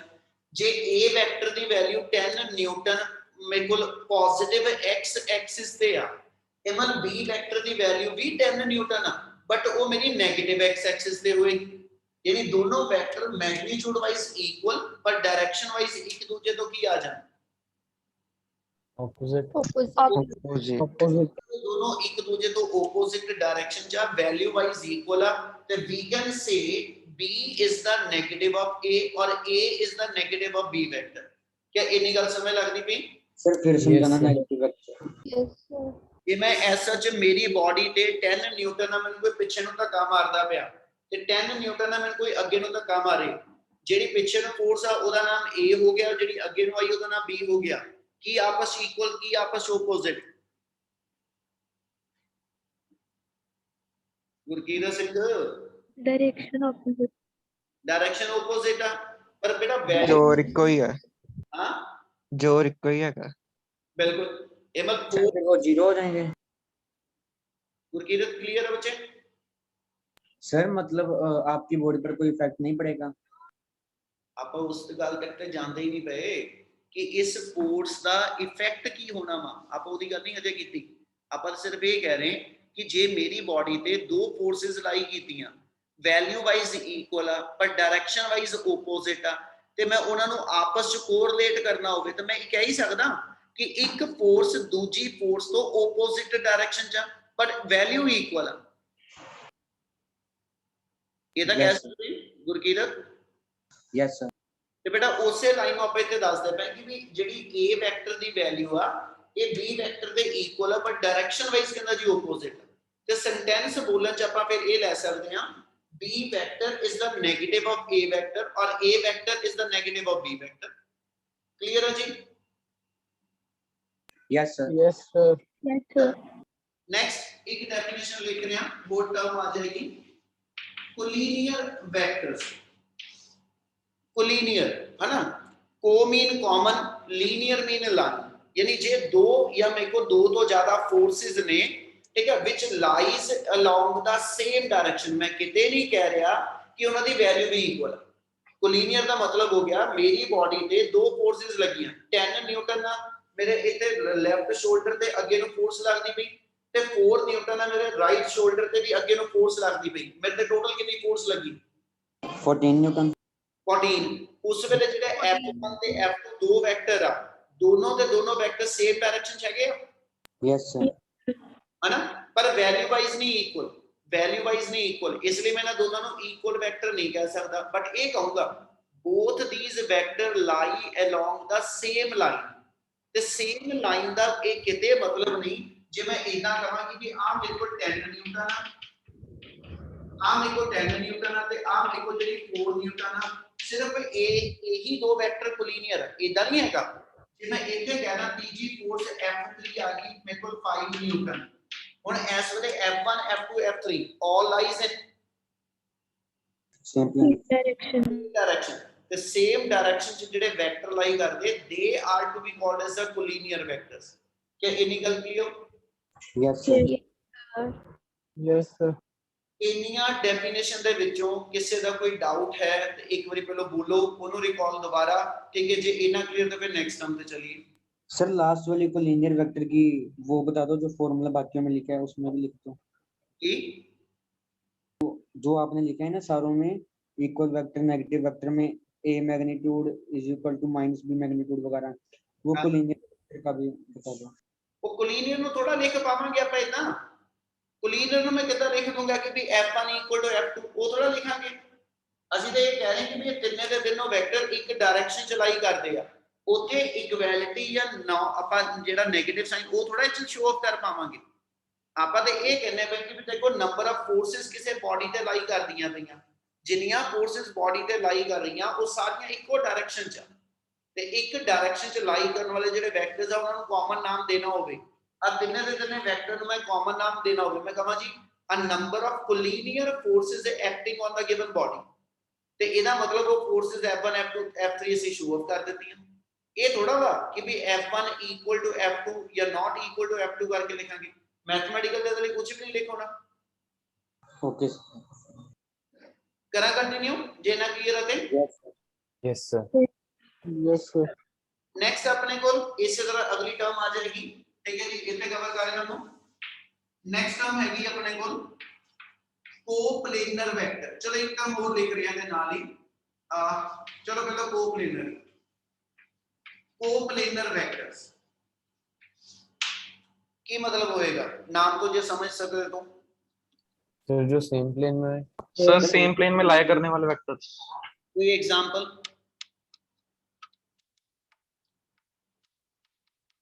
Sir sir velocity दो कार्स की velocity on a same road, we can say on same height. चलो गिन सकते हो आप। ਇਹਨੂੰ ਸਿੰਪਲੈਸਟ ਵੇ ਨਾਲ ਇਦਾਂ ਲੈਣੇ ਕਿ ਜੇ ਮੰਨ ਲਓ ਮੇਰੇ ਕੋਲ ਐਸ ਐਚ ਆ ਅਸੀਂ ਡਿਫਾਈਨ ਕਰੀਏ ਇੱਕ ਐਕਸ ਵਾਈ ਪਲੇਨ ਆ, ਠੀਕ ਹੈ, ਤੇ ਮੈਂ ਜੇ ਇਹਦੇ ਵਿੱਚ ਇਹ ਕਹਾਂ ਕਿ ਇੱਕ ਪਾਰਟੀਕਲ origin ਤੋਂ ਆ A ਪੁਆਇੰਟ ਤੇ ਲਾਈ ਕਰਦਾ, ਇਹਦੇ ਕੋਆਰਡੀਨੇਟ 1 3 ਆ, ਠੀਕ ਹੈ ਜੀ, ਤੇ ਇਸੇ ਤਰ੍ਹਾਂ ਇੱਥੇ ਇੱਕ B ਪੁਆਇੰਟ ਆ, ਠੀਕ ਹੈ ਜੀ, ਜਿਹੜਾ origin ਤੋਂ ਲਾਈ ਕਰਦਾ 2 4 ਉਹਦੇ ਕੋਆਰਡੀਨੇਟ ਆ। ਹੁਣ ਜੇ xy ਪਲੇਨ ਆ ਤੇ ਇਹ x1 ਤੇ ਇਹ y1 ਕੋਆਰਡੀਨੇਟ ਬਣ ਗਏ, ਇਹਦਾ ਨਾਮ ਰੱਖਾਂ ਤੇ x2 ਤੇ y2 ਬਣ ਗਏ, ਇਹਦਾ ਆ ਜਾਊਗਾ। Yes sir. Yes, sir. ਹੁਣ ਜਿਹੜਾ ਵੀ ਆ OA ਵੈਕਟਰ ਆ ਇਹਦੇ ਵਿੱਚ ਹੀ ਕੁਝ ਹੋਰ ਵੈਕਟਰ ਐਡ ਕਰਨ ਲੱਗਿਆ, ਨਾਮ ਸਮਝ ਲਿਓਗੇ, ਠੀਕ ਹੈ। ਇੱਕ ਡੈਫੀਨੇਸ਼ਨ ਆ ਜਾਏਗੀ position vector.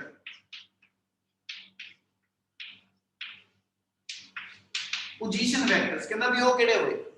These are those vector which specify the position of a particle from origin। ਜਿਹਨੂੰ ਵੀ ਤੁਸੀਂ origin ਬਣਾਇਆ, origin ਤੋਂ ਕਿਸੇ ਵੀ ਪੁਆਇੰਟ ਦੀ ਪੋਜੀਸ਼ਨ ਨੂੰ ਸਪੈਸੀਫਾਈ ਕਰਨ ਵਾਲੇ ਜਿਹੜੇ ਵੈਕਟਰਸ ਨੇ, they are called as the position vector। ਇਹਦਾ ਮਤਲਬ ਇਸ ਮੂਵਮੈਂਟ ਤੇ O ਤੋਂ A ਦੀ ਪੋਜੀਸ਼ਨ ਦੱਸਣੀ ਹੋਵੇ ਤੇ ਅਸੀਂ ਇੱਕ ਵੈਕਟਰ ਇੱਥੇ ਲਿਖਦੇ ਪਏ R1, ਠੀਕ ਆ, ਇੱਕ ਵੈਕਟਰ ਲਿਖ ਰਹੇ ਹਾਂ ਇੱਥੇ R1। ਇਹਦੇ ਜਿਹੜਾ O ਤੋਂ B ਪੁਆਇੰਟ ਦੀ ਪੋਜੀਸ਼ਨ ਦੱਸਦਾ, ਉਸ ਵੈਕਟਰ ਦਾ ਨਾਮ ਰੱਖ ਦਿਓ R2। ਤੇ R1 ਤੇ R2 ਇਹ ਦੋਨੋਂ ਦੇ ਦੋਨੋਂ A ਔਰ B ਪੁਆਇੰਟ ਦੀ ਪੋਜੀਸ਼ਨ ਸਪੈਸੀਫਾਈ ਕਰਦੇ ਵੇ। Yes sir. ਓਏ ਕਿ ਸਾਰਿਆਂ ਨੂੰ ਗੱਲ ਸਮਝ ਆ? नहीं समझ लग गया। यस ਕੀ ਔਖਾ ਦੱਸਿਆ ਯਾਰ, ਸੌਖੀ ਜੀ ਗੱਲ ਦੱਸੀ ਆ ਜਗਨੂਰ ਸਿੰਘ। ਦੁਬਾਰਾ ਸਹੀ, ਆ ਦੇਖੋ, ਆ origin ਹੋ ਗਿਆ, ਆ ਮੇਰਾ ਇੱਥੇ origin ਹੋ ਗਿਆ, ਆ ਮੈਂ ਇੱਕ ਪੁਆਇੰਟ ਲਾਤਾ, ਇੱਕ ਪੁਆਇੰਟ ਇੱਥੇ ਲਾਤਾ, ਠੀਕ ਆ। ਮੈਂ origin ਤੋਂ ਇਥੋਂ ਇੱਕ ਲਾਈਨ ਖਿੱਚੀ, ਠੀਕ ਹੈ ਜੀ, ਆ ਪੁਆਇੰਟ ਨੂੰ ਦੱਸਣ ਵਾਸਤੇ। origin ਤੋਂ ਇੱਕ ਲਾਈਨ ਖਿੱਚੀ, ਆ ਪੁਆਇੰਟ ਦੀ ਪੋਜੀਸ਼ਨ ਦੱਸਣ ਵਾਸਤੇ, ਠੀਕ ਆ। ਇਸ ਪੁਆਇੰਟ ਤੱਕ ਆਉਣ ਵਾਸਤੇ ਮੈਨੂੰ ਦੱਸਣਾ ਪਿਆ ਪਹਿਲਾਂ x ਐਕਸਿਸ ਵੱਲ 10 ਮੀਟਰ ਚੱਲ ਜੀਓ, ਕੁਝ ਵੀ ਵੈਲਿਊ ਬੋਲ ਦੋ, ਫਿਰ y ਐਕਸਿਸ ਵਾਲੇ ਪਾਸੇ ਨੂੰ 4 ਮੀਟਰ ਆ ਜੀ। ਆ ਪੁਆਇੰਟ ਤੇ ਜੇ ਮੈਂ ਆਣਾ ਤਾਂ ਮੈਨੂੰ ਦੱਸਣਾ ਪਿਆ x ਐਕਸਿਸ ਵਾਲੇ ਪਾਸੇ ਨੂੰ 8 ਮੀਟਰ ਚਲੇ ਜਾਓ, ਫਿਰ y ਵੱਲ ਨੂੰ ਤੁਸੀਂ 6 ਮੀਟਰ ਆ ਜਾਓ। ਇਹਦਾ ਮਤਲਬ ਆ ਪੁਆਇੰਟ ਦੀ ਪੋਜੀਸ਼ਨ ਦੱਸਣ ਵਾਸਤੇ x1 ਤੇ y1 ਤੇ ਆ b ਪੁਆਇੰਟ ਦੀ ਪੋਜੀਸ਼ਨ ਦੱਸਣ ਵਾਸਤੇ x2 ਤੇ y2, ਇਹੀ ਕੋਆਰਡੀਨੇਟ ਚਾਹੀਦੇ ਮੈਨੂੰ। Yes, sir. हाँ जी सर, हम तो ਤੇ ਜੇ ਇਸ ਮੂਵਮੈਂਟ ਤੇ ਆ ਮੈਂ ਲਵਾਂ, ਇਹ ਦੋਨੋਂ ਦੇ ਦੋਨੋਂ ਕੋਆਰਡੀਨੇਟ ਜਿਹੜੇ ਨੇ, ਅਸੀਂ ਅੱਗੇ ਗੱਲ ਕੀਤੀ ਸੀ, ਜੇ ਸਟ੍ਰੇਟ ਲਾਈਨ ਤੇ ਕੋਈ ਬਾਡੀ ਮੂਵ ਕਰਦੀ ਆ ਤੇ ਸਿੰਗਲ ਐਕਸਿਸ ਚਾਹੀਦਾ ਹੁੰਦਾ, ਤੇ ਜੇ ਕੋਈ ਬਾਡੀ ਮੇਰੇ ਕੋਲ 2 ਡਾਈਮੈਂਸ਼ਨਲ ਮੋਸ਼ਨ ਚ ਆ ਬੋਰਡ ਮੇਰਾ 2 ਡਾਈਮੈਂਸ਼ਨਲ ਆ, ਠੀਕ ਹੈ ਨਾ, ਇੱਕ ਉਹਦਾ x ਐਕਸਿਸ ਆ ਗਿਆ, ਇੱਕ ਉਹਦਾ y ਐਕਸਿਸ ਆ ਗਿਆ, ਆ ਥਿਕਨੈਸ ਇਹਦੀ ਗਿਲਵਾ ਤੇ ਫਿਰ 3D ਕਵਾਂਗੇ, ਠੀਕ ਹੈ ਨਾ। ਬੋਰਡ ਮੇਰਾ 2D ਹੋ ਗਿਆ। ਇਸ 2 ਡਾਈਮੈਂਸ਼ਨਲ ਬੋਰਡ ਦੇ ਉੱਤੇ ਕਿਸੇ ਪੁਆਇੰਟ ਦੀ ਪੋਜੀਸ਼ਨ ਦੱਸਣ ਵਾਸਤੇ ਮੈਨੂੰ ਕਿੰਨੇ ਕੋਆਰਡੀਨੇਟ ਚਾਹੀਦੇ ਆ?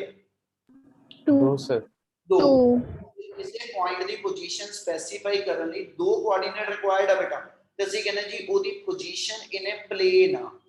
ਮੈਂ ਆਪਣੇ ਹੱਥ ਨਾਲ ਇਹੀ ਗੱਲ ਦੱਸਣ ਲੱਗਿਆ, ਜੇ ਮੈਂ ਐਸ ਚ ਲਵਾਂ, ਆ x ਐਕਸਿਸ ਆ, ਆ y ਤੇ ਆ z, ਜੇ ਮੈਂ ਇਸ ਥਾਂ ਤੇ ਕੋਈ ਪੁਆਇੰਟ ਮਾਰਕ ਕਰਾਂ, ਆ ਉਂਗਲਾਂ ਦੇ ਵਿੱਚ ਗੱਬੇ ਇੱਥੇ, ਤੇ ਇਹਦਾ ਮਤਲਬ ਮੈਂ ਕਹੂੰਗਾ ਇਹ ਪੁਆਇੰਟ x y ਪਲੇਨ ਚ ਲਾਈ ਕਰਦਾ। क्लियर है? Yes sir. जिसमें आप फिंगर पे थंब वाले हिस्से से चलना, इथे कमा था, इथे पॉइंट हो गए, मैं कहूंगा जी ये x z प्लेन चलाई करता, इदी इना दोनों च कमा ते मैं कहूंगा जी y z प्लेन। यानी प्लेन वर्ड दा मतलब 2D है कि 2 डायमेंशन चाहिए। ਇਹਦਾ ਮਤਲਬ ਹੈ ਆ ਪੁਆਇੰਟਾਂ ਦੀ ਪੋਜੀਸ਼ਨ ਜੇ ਮੈਂ origin ਤੋਂ ਦੱਸਣੀ ਆ ਤੇ ਇਹਦੇ ਵਾਸਤੇ ਅਸੀਂ 2 ਵੈਕਟਰ ਬਣਾ ਲਏ, ਇੱਕ r1 ਤੇ ਇੱਕ r2। ਕਿੰਨੀ ਗੱਲ ਸਮਝ ਲੱਗੀ? Yes sir. हाँ जी सर। Yes, sir. ਜੇ ਮੈਂ ਇਹਨਾਂ ਨੂੰ ਨਾਮ ਦੇਣਾ ਹੋਵੇ, ਇਹ ਕੀ ਚੀਜ਼ ਆ? ਕਹਿੰਦਾ ਜੀ ਇਹ ਪੋਜੀਸ਼ਨ ਵੈਕਟਰ, ਇਹ ਪੋਜੀਸ਼ਨ ਸਪੈਸੀਫਾਈ ਕਰਦੇ ਆ A ਔਰ B ਪੁਆਇੰਟ ਦੀ। ਕਹਿੰਦਾ ਵੀ ਕਿੱਥੋਂ? ਅਸੀਂ ਕਿਹਾ ਜੀ origin ਤੋਂ।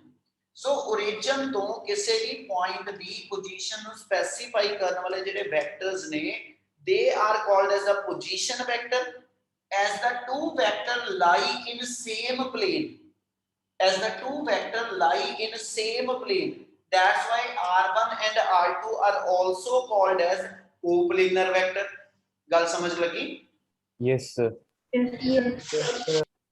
ਆ ਦੇਖੋ ਆਪਾਂ ਇਹਦੇ ਵਿੱਚੋਂ ਹੀ ਹੁਣ ਅਗਲੀਆਂ ਇੱਕ ਦੋ ਡੈਫੀਨੇਸ਼ਨ ਇਹ ਚ ਬੰਨੀਆਂ ਜੇ ਮੰਨ ਲਓ ਇੱਥੇ ਮੈਂ z ਐਕਸਿਸ ਵੀ ਦਿਖਾ ਦਾਂ ਠੀਕ ਹੈ ਹੁਣ ਆ x z ਪਲੇਨ ਆ ਗਿਆ ਇੱਥੇ ਵੀ ਇੱਕ ਪੁਆਇੰਟ ਆ ਇਹਦੀ ਪੋਜੀਸ਼ਨ origin ਤੋਂ ਮੈਂ ਦੱਸਣੀ ਆ ਠੀਕ ਆ ਤੇ ਇਹਦੇ ਕੋਆਰਡੀਨੇਟ ਆ ਗਏ x3 z1 ਇਹ ਮਤਲਬ ਇੱਥੇ ਪੁਆਇੰਟ ਤੱਕ ਜੇ ਮੈਂ ਆਣਾ ਪਹਿਲਾਂ ਮੈਂ x ਵੱਲ ਕਿੰਨਾ ਜਾਊਂਗਾ ਫਿਰ ਮੈਂ z ਵੱਲ ਕਿੰਨਾ ਆਊਂਗਾ ਫਿਰ ਆ ਪੁਆਇੰਟ ਮਾਰਕ ਹੋਏਗਾ yes sir Yes, sir. ਠੀਕ ਹੈ ਇਹਦੇ ਮੈਂ ਇੱਥੇ ਕਿਤੇ ਪੁਆਇੰਟ ਲਾ ਦੇਣਾ ਆ ਪੋਜੀਸ਼ਨ ਦੱਸਣੀ ਆ ਤੇ ਮੈਨੂੰ ਇਹਦੇ ਲਈ ਜਿਹੜਾ SH y3 ਤੇ z2 ਇਹਨਾਂ ਦੇ ਕੋਆਰਡੀਨੇਟ ਚਾਹੀਦੇ ਆ yes sir Yes, sir. Vector 2 3 4 ਚਾਰ ਵੈਕਟਰ ਬਣਾਏ ਆਪਾਂ origin ਤੋਂ ਇਹਦੀ ਪੋਜੀਸ਼ਨ ਦੱਸਣ ਵਾਲੇ ਦਾ ਨਾਮ r3 ਰੱਖ ਲਓ ਆ ਪੋਜੀਸ਼ਨ ਸਪੈਸੀਫਾਈ ਕਰਨ ਵਾਲੇ ਵੈਕਟਰ ਦਾ ਨਾਮ r4 ਰੱਖ ਦਿੰਨੇ ਇਹਦਾ ਮਤਲਬ r1 r2 r3 r4 ਇਹ ਚਾਰੇ ਦੇ ਚਾਰੇ ਮੇਰੇ ਕੀ ਆ ਆਪਸ Position vector ਤੇ coplanar vector. Vector. ਹੈ ਪਹਿਲੇ ਦੋ ਆ ਸਰ ਹਾਂ ਮਤਲਬ ਇਹ ਚਾਰੇ ਜਿਹੜੇ ਨੇ ਆਪਸ ਵਿੱਚ ਕੋਪਲੇਨਰ ਨਹੀਂ ਹੈਗੇ ਹਨਾ ਪਰ ਇਹ ਸਾਰੇ ਦੇ ਸਾਰੇ ਜਿਹੜੇ ਨੇ r1 r2 r3 r4 ਇਹ ਮੇਰੇ ਪੋਜੀਸ਼ਨ ਵੈਕਟਰ ਹੈਗੇ ਕਿ ਇੰਨੀ ਗੱਲ ਸਮਝ ਲੱਗਦੀ ਪਈ yes sir हाँ जी सर yes sir ਇਹਦਾ ਮਤਲਬ ਇਹਨਾਂ ਨੂੰ ਮੈਂ ਨਾਮ ਦੇਣਾ ਹੋਵੇ ਤਾਂ ਮੈਂ ਕਹੂੰਗਾ ਇਹ ਪੋਜੀਸ਼ਨ ਵੈਕਟਰ ਆ ਇਹ ਇਸ ਐਸਐਚ ਸੀ ਪੁਆਇੰਟ ਦੀ ਡੀ ਪੁਆਇੰਟ ਦੀ ਏ ਪੁਆਇੰਟ ਇਹਨਾਂ ਦੀ ਪੋਜੀਸ਼ਨ ਦੱਸਣ ਵਾਲੇ ਵੈਕਟਰ ਆ ਠੀਕ ਆ ਪਰ ਇਹ ਚਾਰੇ ਦੇ ਚਾਰੇ ਵੈਕਟਰ ਜਿਹੜੇ ਨੇ ਇੱਕ ਹੋਰ ਨਾਮ ਰੱਖ ਸਕਦੇ ਆਪਣਾ they are called as the co-initial vector co-initial ਦਾ ਮਤਲਬ ਜਿਨ੍ਹਾਂ ਦਾ initial point starting point same ਹੋਵੇ ਹਨਾ they are called as the co-initial ਇਹ ਸਾਰੇ ਦੇ ਸਾਰੇ ਇਸ origin ਤੋਂ ਸ਼ੁਰੂ ਹੋਏ ਆ ਮੈਂ ਇੱਕ ਵੈਕਟਰ ਇੱਥੇ ਹੋਰ ਬਣਾ ਦਿੰਦਾ ਕੋਈ ਮੰਨ ਲਓ ਆਹ ਥਾਂ ਤੋਂ ਲੈ ਕੇ ਇੱਥੇ ਇੱਕ ਵੈਕਟਰ ਹੋਰ ਡਰਾ ਕਰ ਦੇਣਾ ਤੇ ਇਹਦਾ ਨਾਮ r5 ਰੱਖ ਦਵਾਂ ਤੇ ਇਸ ਮੁੱਲੇ ਇਤੋਂ ਜੇ ਮੈਂ ਕਹਾਂ ਪੁੱਤ ਇਹ ਪੰਜੇ ਦੇ ਪੰਜੇ ਜਿਹੜੇ ਨੇ ਹਨਾ ਇਹ ਪੰਜ ਪੋਜੀਸ਼ਨ ਵੈਕਟਰ ਆਪਾਂ ਸ਼ੋ ਕਰਦੇ ਪਏ ਪਰ ਇਹਨਾਂ ਵਿੱਚੋਂ ਆਹ ਚਾਰ ਜਿਹੜੇ ਨੇ r1 r2 r4 r3 ਇਹ ਮੇਰੇ ਕੋ ਇਨੀਸ਼ੀਅਲ ਵੀ ਆ ਇਹਨੇ ਗੱਲ ਸਮਝ ਲੱਗਦੀ ਵੀ yes sir Yes, sir. yes sir ਇਹਦੇ Yes, sir. ਕੋਪਲੇਨਰ ਲੱਭਣੇ ਹੋਣ ਤੇ ਇਹਨਾਂ ਵਿੱਚੋਂ r1 r2 ਤੇ r5 ਇਹ ਆਪਸ ਵਿੱਚ ਕੋਪਲੇਨਰ ਵੀ ਹੋਣਗੇ sir वापस बताना ਬਾਜੀ ਗਵਾਚ ਗਈ ਓਏ ਨਿਆਣਿਓ ਹੈਗੇ ਕਿ ਗਏ yes sir ਹਾਂਜੀ ਸਰ Yes. ਆਈਡੀ ਬੋਲੋ ਇੱਕ ਵਾਰੀ ਦੇਖੀਏ ਕਿਹੜਾ ਕਿਹੜਾ ਹੈਗਾ ਹੈਗੇ ਸਾਰੇ Yes, sir. yes sir ਹਾਂਜੀ sir Yes, sir. yes sir ਸ਼ੁਭਕੀਰਤ Yes, sir.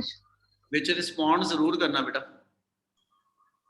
ਠੀਕ ਹੈ ਕੋਈ ਚੀਜ਼ ਔਖੀ ਲੱਗੇ ਤੇ ਵਿੱਚ ਪੁੱਛਣੀ ਆ ਦੁਬਾਰਾ ਤੋਂ ठीक है जे समझ लगी तो रिस्पॉन्ड जरूर करो ठीक है बच्चे सर एक छोटा सा डाउट था बोलो जी सर जैसे एक वेक्टर मतलब हम दो चार कैटेगरी में डाल सकते हैं ना एक टाइम पे सर जैसे तो ये आप सिर्फ जो कर रहे हैं ना ये एज सच ਅਸੀਂ ਇਹ ਕਹੀਏ ਕਿ ਵੀ ਵੈਕਟਰ ਦੀ ਟਰਮੀਨੋਲੋਜੀ ਹੈ ਤੁਸੀਂ ਵੈਕਟਰ ਦਾ ਐਸ ਸਚ ਨੋਮਨਕਲੇਚਰ ਪੜ੍ਹਦੇ ਪਏਗੇ ਵੀ ਤੁਹਾਡੇ ਕੋਲ ਡਿਫਰੈਂਟ ਟਾਈਪ ਦੇ ਵੈਕਟਰਸ ਹੁੰਦੇ ਹੋ ਕਿਤੇ ਵਰਡ ਲਿਖ ਕੇ ਆ ਜਾਵੇ ਕਿ these are the position vector these are orthogonal ਠੀਕ ਹੈ ਜੀ ਥੀਸ ਆਰ ਕੋਲੀਨੀਅਰ ਇਹ ਵਰਡ ਜਦੋਂ ਯੂਜ਼ ਹੋਣੇ ਤੇ ਮੈਨੂੰ ਮੀਨਿੰਗ ਕਲੀਅਰ ਹੋਵੇ ਕਿ ਭਈ ਉਹ ਇਹਨਾਂ ਵੈਕਟਰ ਨੂੰ ਕੋਲੀਨੀਅਰ ਕਿਉਂ ਕਹਿ ਰਿਹਾ ਇਸ ਮਤਲਬ ਇੱਕ ਲਾਈਨ ਤੇ ਲਾਈ ਕਰਦੇ ਹੋਣਗੇ ਉਹ ਇਹਨਾਂ ਨੂੰ ਕੋਪਲੇਨਰ ਕਹਿੰਦਾ ਇਹ ਮਤਲਬ ਕਿਹੜਾ ਕੋਪਲੇਨਰ ਦੀ ਕੀ ਕੰਡੀਸ਼ਨ ਆ ਉਹ ਮੈਨੂੰ ਪਤਾ ਹੋਵੇ ਉਹਦੇ ਲਈ ਅਸੀਂ ਇਹ ਵੈਕਟਰ ਦੀਆਂ ਡਿਫਰੈਂਟ ਟਾਈਪਸ ਕਰਦੇ ਪਏ ਕਲੀਅਰ ਹੈ ਜੀ yes sir यस Yes. ਚਲੋ ਕਰੀਏ ਕੰਟੀਨਿਊ Yes, sir. चल एक सेकंड यदि फोटो क्लिक करना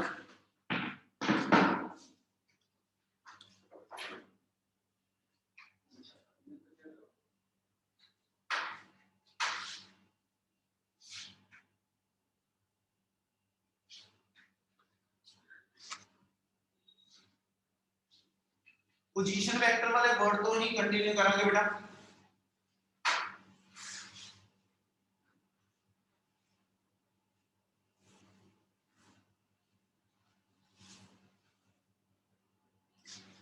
हाँ जी,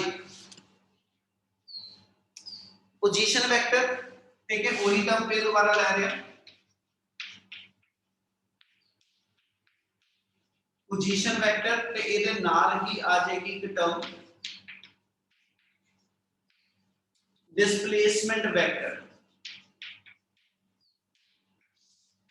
न्यूमेरिकल वास्ते अपन ਇਹਨਾਂ ਟਰਮ ਦੀ ਲੋੜ ਰਹੇਗੀ बेटा, पोजीशन वेक्टर ਤੇ डिस्प्लेसमेंट वेक्टर ना फिगर सेम ही रख रहे हैं। मान लो ਤੁਹਾਡੇ ਕੋਲ ਇੱਕ xy प्लेन आ, ਇਹਦੇ ਅੰਦਰ ਆਪਣੇ ਕੋਲ ਆਪਾਂ ਦੋ ਵੈਕਟਰਸ ਦੀ ਪੋਜੀਸ਼ਨ ਸ਼ੋ ਆਫ ਕਰਦੇ, a वेक्टर बेशक z एक्सिस भी दिखा दो, कोई गलती नहीं, 3 एक्सिस शो ऑफ कर सकते हो। इस a पॉइंट की पोजीशन लिख देना मैं 2 3 4 और b पॉइंट की पोजीशन लिख देना मैं 4 5 6, कुछ भी लिख दो, ठीक है। जेदा मैं मतलब कढा ते ਇਹਦਾ मतलब आ ਇਹਨਾਂ ਦੋਨਾਂ ਦਾ x, ਪਹਿਲਾ ਜਿਹੜਾ ਵਾ x ਕੋਆਰਡੀਨੇਟ ਹੈ, ਦੂਜਾ y ਤੇ ਤੀਜਾ z ਵਾ, ठीक है। आ r1 वेक्टर आ गया, आ मेरा r2 आ गया। r1 r2 की सीखे मेरे पोजीशन वेक्टर। पोजीशन ਹੁਣ ਜੇ ਮੈਂ a ਪੁਆਇੰਟ ਤੱਕ ਤੁਰਨਾ ਹੋਵੇ origin ਤੋਂ, ਕਿੱਦਾਂ ਜਾਵਾਂਗਾ, ਕਿੱਧਰ ਕਿੰਨਾ ਤੁਰੂੰਗਾ ਮੈਂ? x ਵੱਲ 2 y ਵੱਲ 3 ਤੇ z ਵੱਲ 4। ਬਿਲਕੁਲ, यानी x ਵੱਲ 2 मीटर गया, y ਵੱਲ 3 मीटर गया, z ਵੱਲ मैं 4 मीटर आ गया, मेरा पॉइंट लोकेट हो जाएगा, है ना। ਇਹਨੂੰ मतलब मैथमेटिकली ਜਦੋਂ ਲਿਖਣਾ ਨਾ ਅਸੀਂ ਲਿਖਾ ਲਿਖਾਂਗੇ 2 meter move along the x axis, x axis i cap ਨਾਲ रिप्रेजेंट करते हैं, ठीक है, plus 3 meter move along the y axis and 4 meter move along the z axis। क्या समझ आई आपा की लिखिਆ? Yes sir. ਜੇ ਮੈਂ ਆਪਣੇ ਗਿਵਨ ਕੋਆਰਡੀਨੇਟ ਦੀ ਹੈਲਪ ਨਾਲ ਆਪਣੇ ਇਸ ਵੈਕਟਰ ਦੀ ਵੈਕਟਰ ਫਾਰਮ ਲਿਖਣੀ ਆ ਤੇ ਉਹ ਚ ਮੈਨੂੰ ਇਦਾਂ ਲਿਖਾਂਗਾ x ਐਕਸਿਸ ਵਾਲੇ ਪਾਸੇ ਉਹਦੀ ਵੈਲਿਊ, y ਵਾਲੇ ਪਾਸੇ ਤੇ z ਵਾਲੇ ਪਾਸੇ ਕਿੰਨੀ ਕਿੰਨੀ ਵੈਲਿਊ। सिमिलरली ਜੇ ਮੈਂ ਐਸ ਸੱਚ r2 ਵੈਕਟਰ ਲਿਖਣਾ, क्या लिख ਦਵਾਂਗਾ ਉਹਨੂੰ ਮੈਂ 4i cap plus 5j cap plus 6k cap। ਬਿਲਕੁਲ। ਹੁਣ ਇਹ ਦੋ ਮੇਰੇ ਪੋਜੀਸ਼ਨ ਵੈਕਟਰ ਆ ਗਏ। ਜੇ ਮੈਂ ਉਹਨੂੰ ਇਹ ਕਹਾਂ ਕਿ ਇੱਕ ਪਾਰਟੀਕਲ A ਤੋਂ ਸ਼ਿਫਟ ਕਰਕੇ B ਤੇ ਲੈ ਜਾਓ, ਤੁਸੀਂ ਇੱਕ ਪਾਰਟੀਕਲ ਨੂੰ A ਤੋਂ ਸ਼ਿਫਟ ਕਰਕੇ B ਤੇ ਲੈ ਗਏ ਤੇ ਇਹ ਐਸ ਸੱਚ क्या आज भी AB वेक्टर होएगा? क्या ये मेरा पोजीशन वेक्टर होएगा? No sir. एक बच्चे ने जिम्मेवारी नहीं चुकी, यस सर। या बाकी ਨੂੰ ਗੱਲ ਸਮਝ ਲੱਗਦੀ ਪਈ? Yes sir. OA वेक्टर ਆ ਤੇ ਜਿਹੜਾ OB वेक्टर ਆ, ਇਹਨਾਂ ਦੋਨਾਂ ਨੂੰ ਅਸੀਂ ਪੋਜੀਸ਼ਨ वेक्टर ਕਿਹਾ। ਪੋਜੀਸ਼ਨ वेक्टर ਦੀ ਪਛਾਣ ਇਹ ਹੈਗੀ ਕਿ ਉਹਨੂੰ origin ਤੋਂ ਸਪੈਸੀਫਾਈ ਕਰ ਦੇ। क्या AB वेक्टर ਨੂੰ ਮੈਂ ਪੋਜੀਸ਼ਨ वेक्टर ਕਹਿ ਸਕਦਾ? नो सर नहीं, ਇਹ ਮੈਨੂੰ ਪਾਰਟੀਕਲ ਦੀ ਡਿਸਪਲੇਸਮੈਂਟ ਦਿਖਾਉਂਦਾ ਪਿਆ। A ਤੋਂ ਪਾਰਟੀਕਲ ਡਿਸਪਲੇਸ ਕਰਕੇ B ਤੇ ਗਿਆ, ਇਹਨੂੰ ਅਸੀਂ R वेक्टर ਮੰਨ ਲਈਏ, ਕੁਝ ਵੀ ਨਾਮ ਦੇ ਦਿਓ, R3 ਦੇ ਦਿਓ, ਕੋਈ ਗਲਤੀ ਨਹੀਂ। ਹੁਣ ਇਹ ਮੇਰਾ ਪੋਜੀਸ਼ਨ वेक्टर ਨਹੀਂ ਹੈਗਾ, ਪਰ ਇਹ ਮੈਨੂੰ ਐਸ ਸੱਚ ਇਹਦੀ ਜੇ ਮੈਂ ਵੈਲਿਊ ਫਾਈਂਡ ਆਊਟ ਕਰਨੀ ਆ ਤੇ ਮੈਂ ਫਾਈਨਲ ਵੈਕਟਰ ਚੋਂ ਇਨੀਸ਼ੀਅਲ ਵੈਕਟਰ ਨੂੰ ਮਾਈਨਸ ਕਰ ਲਵਾਂ ਤੇ ਮੇਰੇ ਇਸ ਵੈਕਟਰ ਦੀ ਜਿਹੜੀ ਵੈਲਿਊ ਆਏਗੀ ਉਹਨੂੰ ਮੈਂ ਡਿਸਪਲੇਸਮੈਂਟ ਵੈਕਟਰ ਕਹਿ ਸਕੂੰ। Yes sir. ਆ ਚੀਜ਼ यस सर। ਬੋਲਦਾ ਪਿਆ। ਜੇ ਮੈਂ r ਵੈਕਟਰ ਲਿਖਣਾ ਹੋਵੇ ਤੇ we write r2 vector minus r1 vector. r2 vector ਜੋ r1 ਵੈਕਟਰ ਦੀ ਪੋਜੀਸ਼ਨ ਮੈਂ ਮਾਈਨਸ ਕਰਾਂ, ਮੈਨੂੰ ਪਤਾ ਲੱਗੇਗਾ मैं 2 मीटर तो x एक्सिस के हिसाब ਨਾਲ 4 मीटर ਤੇ ਪਹੁੰਚ ਗਿਆ। ਮੈਂ ਕਿੰਨਾ ਤੁਰਿਆ ਅੱਗੇ? 2 मीटर ਨਾ x एक्सिस 2 meters। ਸੀਗਾ, ਇਹ 2 मीटर ਤੇ ਸੀ। ਹੁਣ x एक्सिस ਦੇ ਹਿਸਾਬ ਨਾਲ ਤੁਸੀਂ 4 मीटर ਤੇ ਪਹੁੰਚ ਗਏ। ਇਹ ਮੈਂ ਤੁਹਾਡੀ 2 मीटर x एक्सिस ਦੇ ਲੌਂਗ ਡਿਸਪਲੇਸਮੈਂਟ ਹੋਈ ਆ। Yes sir. Yes sir. ਇੱਥੇ ਦਿਖਾਉਣ ਵਾਸਤੇ ਜੇ r ਵੈਕਟਰ ਕੱਢਣਾ ਹੋਵੇ 4i cap plus 5j cap plus 6k cap इस r2 वेक्टर ਦੇ ਵਿੱਚੋਂ, ਠੀਕ ਹੈ, ਆਪਾਂ r1 ਵੈਕਟਰ ਨੂੰ ਮਾਈਨਸ ਕਰ ਦਈਏ, ਠੀਕ ਹੈ, ਇਹਨੂੰ ਮਾਈਨਸ ਕਰ ਦਈਏ 2i cap plus 3j cap plus 4k cap ਤੇ ਬੇਟੇ r ਵੈਕਟਰ ਦੀ ਵੈਲਿਊ ਮੇਰੇ ਕੋਲ ਆ ਜਾਏਗੀ 2i cap plus 2j cap plus 2k cap ਆ ਜਿਹੜਾ ਵੈਕਟਰ ਬਣ ਕੇ ਆਇਆ ਇਹਨੂੰ ਨਾਮ ਦੇਣਾ ਹੋਵੇ ਤੇ this is to be called as the displacement vector। ਇੰਨੀ ਗੱਲ ਸਮਝ ਲੱਗੀ? Yes, Yes, sir. sir. Yes. Yes sir position vector ਕੀ ਹੁੰਦਾ ਤੇ ਡਿਸਪਲੇਸਮੈਂਟ ਵੈਕਟਰ ਕੀ ਹੈਗਾ? ਕਿਆ ਇਹਨਾਂ ਟਰਮਸ ਦੇ ਵਿੱਚ ਡਿਫਰੈਂਸ ਸਮਝ ਆਇਆ? Yes. Yes, sir.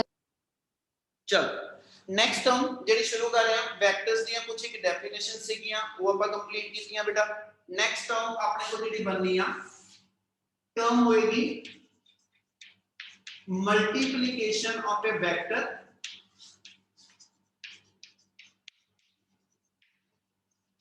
multiplication of a vector by a real number or scalar।